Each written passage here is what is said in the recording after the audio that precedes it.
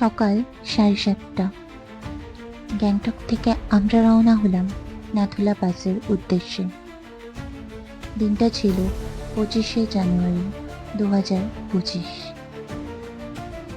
কুয়াশার চাদরে ঢেকেছে সারাটা শহর, আর সেই কুয়াশা পেরিয়ে আমরা যেন এগিয়ে যাচ্ছি নিরুদ্দেশের পথে। গায়ে কাটা দেওয়ার মতন একটা অভিজ্ঞতা, কারণ পাহাড়ি রাস্তা ঠিক যতটা সুন্দর ততটাই ভয়ঙ্কর।